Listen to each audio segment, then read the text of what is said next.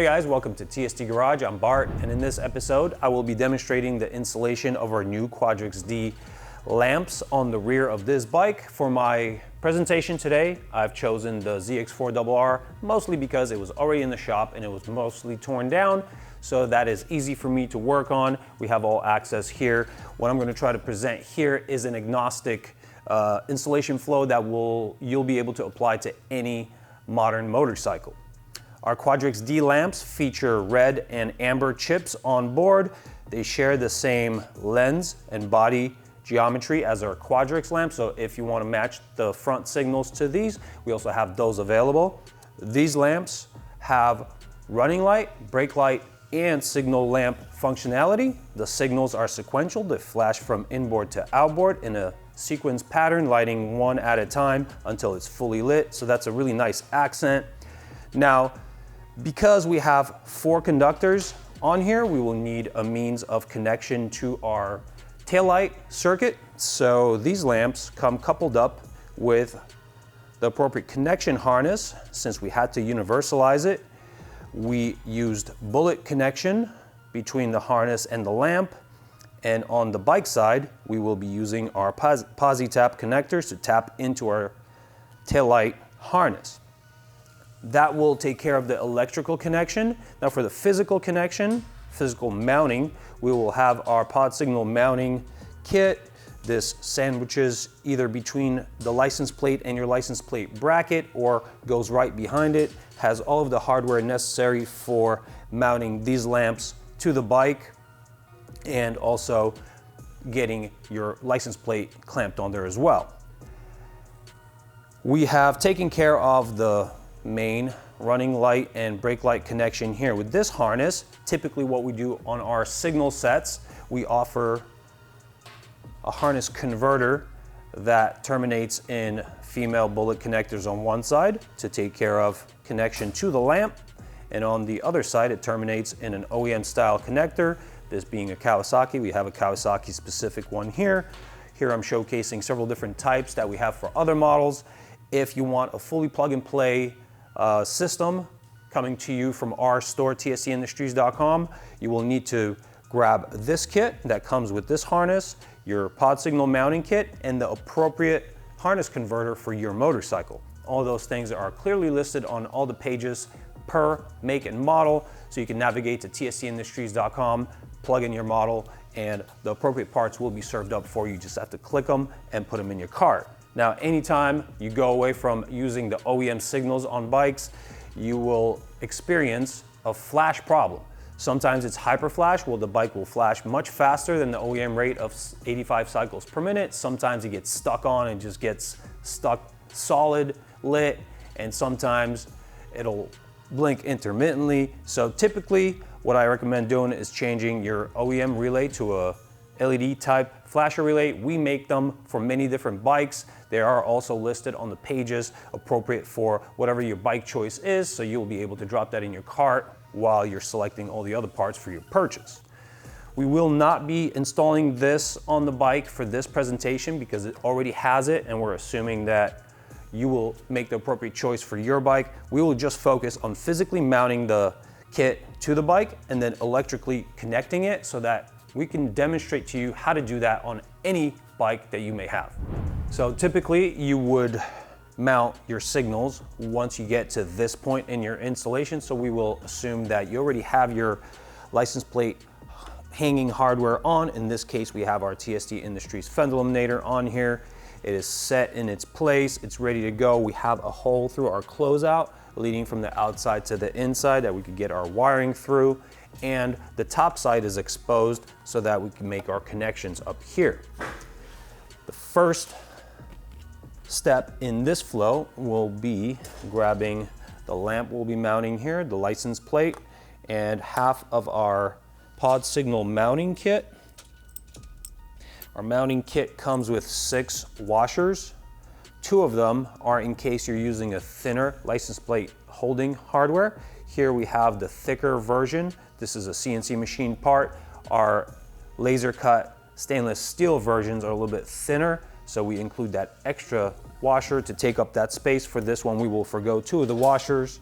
Each side will have one washer for the outside of the assembly, one washer for the inside, a nut and a screw. So let's get our license plate on here. I'm going to use the screw from the pod signal mounting kit through the washer, through our L bracket. Now on the L bracket, you'll notice there's a round hole and there's a slot. I typically use the slot against the license plate bracket and then place a washer there. And then we have these cap nuts that have a star element that goes against that washer. That is our locking mechanism so that the tightened down nut doesn't come flying off during vibration. I'm going to get this finger tight here, leaving a little bit of adjustability so I could adjust it here. And I'm going to perform the same steps on the other side. On our typical installations, you would see an additional part here. It's our license plate light. For this demonstration, I don't have one because it just convolutes my handwork here. So if you have one, it'll have to be wired already to the inside of the bike and hanging here. So you just sandwich it in between the license plate and its bracket. All right, now I'm gonna refine the fit here a little bit. Tighten it down some more by hand. And we'll tighten everything down with tools to its final tightness at the very, very end. Okay, we have our L brackets ready to go. Our license plate is hanging. Let's grab our signal lamps. The nut and the washer needs to be taken off. We are going to have to get this nut over 4 separate conductors terminating in male bullets. That is a little bit cumbersome and it requires some patience. You have to go one at a time.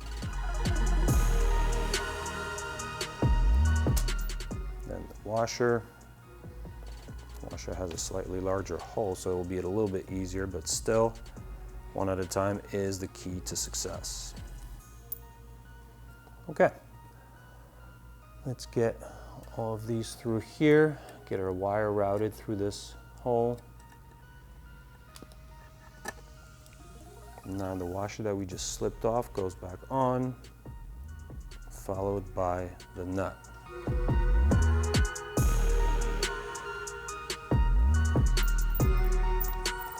I'm going to get that nut engaged onto the threaded stud protruding from our lamp and roughly adjust this lamp so that the lens is perpendicular to the ground plane. We'll be adjusting all of this at the very, very end, but I like to have a nice, neat assembly as I'm working with it. Okay, I'm going to repeat the steps for the other lamp.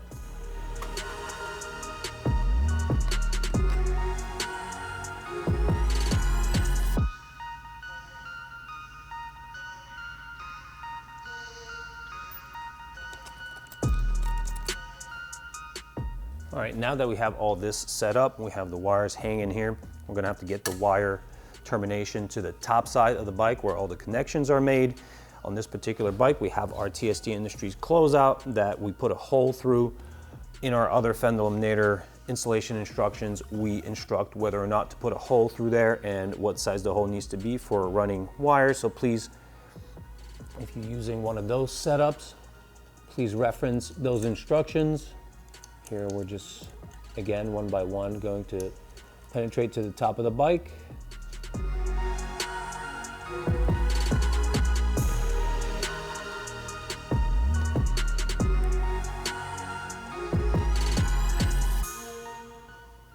We have both lamps wired through the bottom to the top.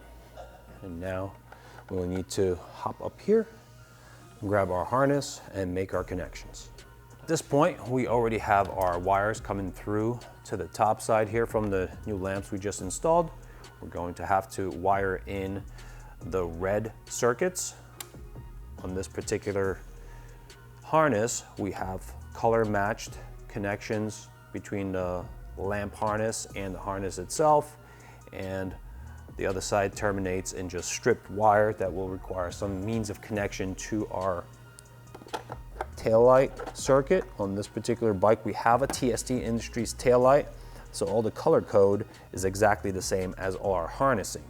Now you'll notice if you own a Yamaha that this color code is true to Yamaha as well. That's what we chose to use here on our factory connections. If you have a Honda, Kawasaki, anything else, those colors will vary. So you will need to figure out or use the internet to find out which one of the wires is ground, and the ground will go to the black wire on our harness, which one of the wires on your particular setup is running light, and that will connect to the blue, and then the remaining one is the brake lead, which on ours is yellow. This is made vastly easier by using a TST Industries taillight. Our taillights typically have signals already built in. This is an integrated taillight. So if you have one of these setups, your signal connection will be taken up by an actual plug-and-play connector already. Those are in here. Now I took them off because I'm assuming you guys do not run an integrated taillight or any other signals. If you are running other signals, we do offer Y splitters for many different applications out there. A Y splitter looks like the letter Y. It has one input that goes into the bike and has two outputs. If you are content with having an integrated taillight and just adding these lamps, you would connect one of the side signals in the taillight to one of these connectors, and the other one would be taken up by the harness converter that you purchased for the use with these new lamps, and that terminates in the other connector that goes to this lead. Now, I'm not going to convolute this. This was just informational for you guys so that you know you can split this output into two separate outputs. So you can run these lamps and another signal lamp, such as an integrated taillight. For our purposes here, we will only be focusing on connecting one signal within this lamp. So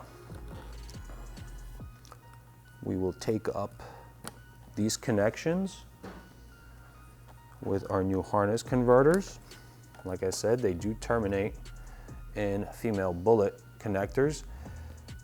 Since we do have a ground coming out of our main harness for these guys, we're just gonna hook up that ground, and we're gonna forgo these grounds here.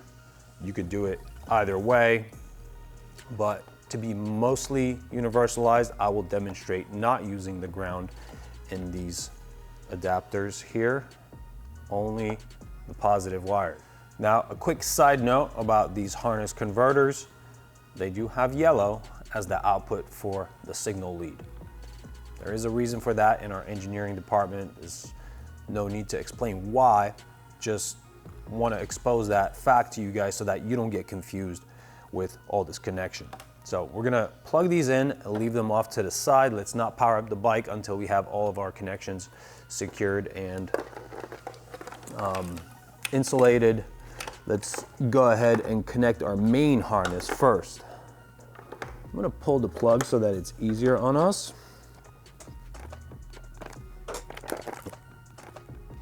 All right, let's get our posi taps onto these wires.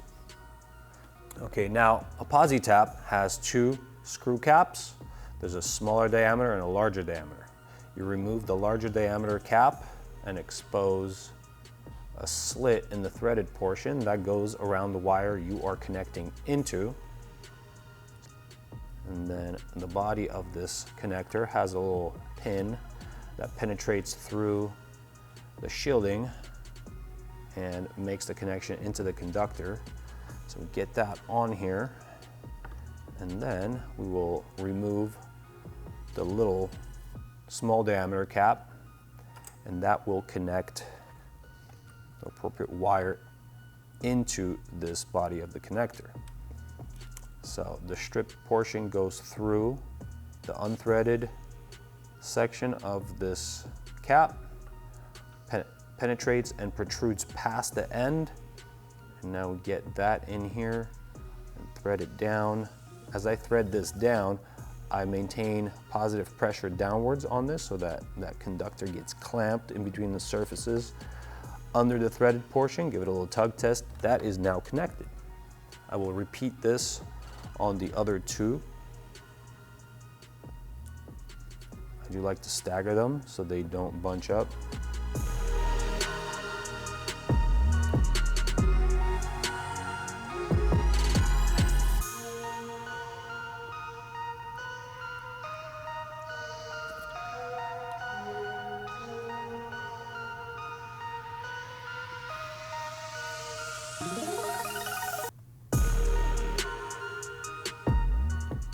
All right, now this harness is fully connected. I'm gonna pass it back through its routing, get it connected into the bike's harness.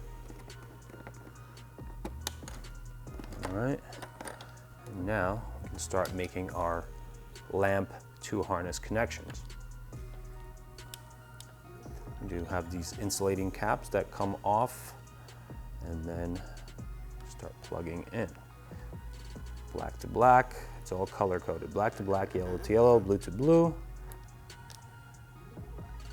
As I connect these, I get my caps back over all of the insulators. What you notice here is that when this bike is riding down the road and it vibrates, all this stuff may be jiggling around. This may come off, leaving an exposed conductor. We don't want to do that. So typically get a little bit of electrical tape and just get my insulators locked in place. This will prevent the slipping off of these insulators and prevent short circuits. And just repeat this for the blue and yellow wires now.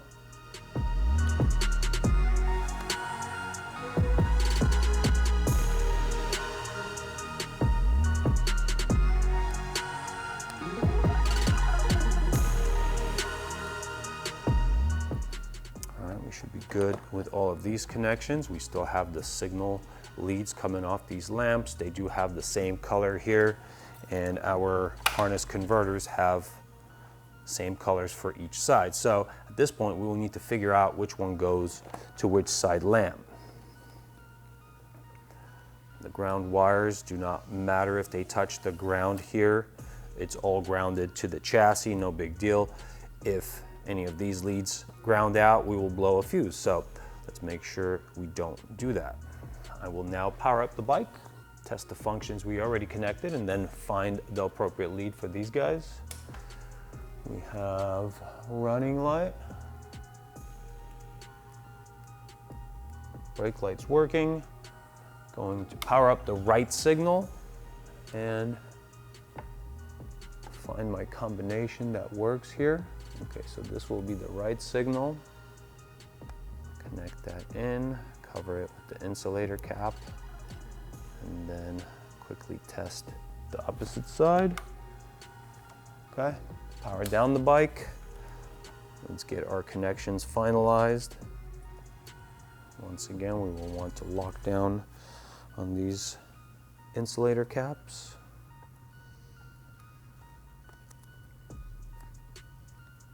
Once all of these connections are locked down like so, I'm just gonna get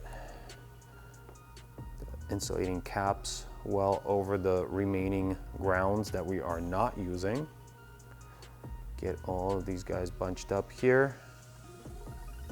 And then I'm gonna throw one more winding of electrical tape around the whole assembly here, just so that everything is contained in one bundle, not creating a big hairy mess in my trunk compartment.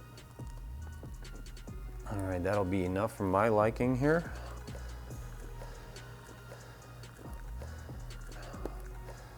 I'm just going to arrange the wires in a way that is fully tucked away.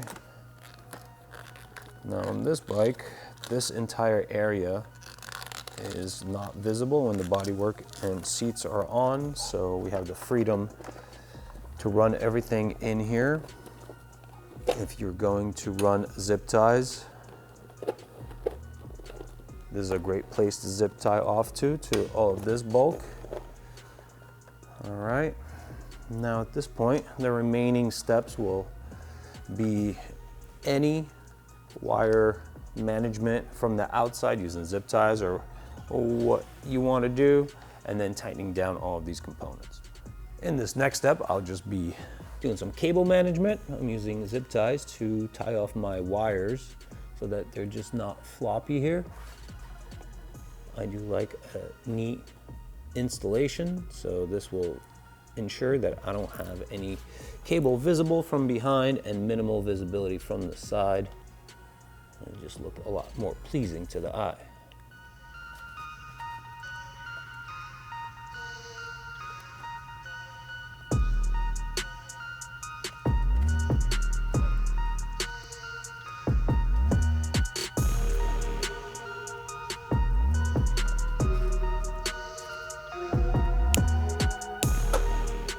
All right, we're looking good here.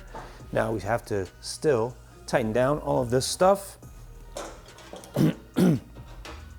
So I'm going to begin by ensuring that my lamps are horizontal and level, and inboard and outboard same distance from the center plane of the bike. This looks good, this looks good. 10 millimeter on the back side for the cap nut, 4 millimeter Allen on the outside for the screw. Let's tighten these guys down all the way now, making sure that the cap nut element engages and protects our fastener pair from vibrating out. Now we still have the rotation here. I'm going to use a 13 millimeter open-ended wrench to tighten down on these. Now the trick to doing this properly is to make sure that we don't rip out the overmolded stud from our signal. The threaded portion is just part of the stud, and the rubber portion here is overmolded onto that stud. What we want to do is tighten down on this connection enough so we preload the rubber against its mating surface, and that prevents it from spinning. Still have a little bit of spin here. Once you get it to the point where putting this much input in doesn't spin it around, that's it. Now I'm just making sure that my lens surfaces are vertical to the ground. That's looking good here. Okay, let's give this one more whirl, power up the bike. We have running light, we have brake light, and beautiful sequential signals. Before I let you guys go, this is a TST Industries brake light modulator. This will enable a strobe flash before turning solid on the brake function. These are compatible with these Quadrix-D lamps. If you choose to run this on your bike, this will be compatible. We do have several different types of harness that is vehicle specific. This one here is for most Yamahas. Then we have Kawasaki's, many different bikes. If there is not a specific harness for your bike, we do have a universal one accompanied by a video showing you how to make that installation on your bike. That's pretty much it, you guys. I want to thank you for watching. I like what we did here. Hope you do as well. If you do, check out tstindustries.com. We have these parts ready to ship to your house, and this video will enable you to install that on your bike. I like comments. Please drop them below in the comment feed. Hit like and subscribe. Other than that, I'm done. Hope you have a great day. Ride safe. See you later.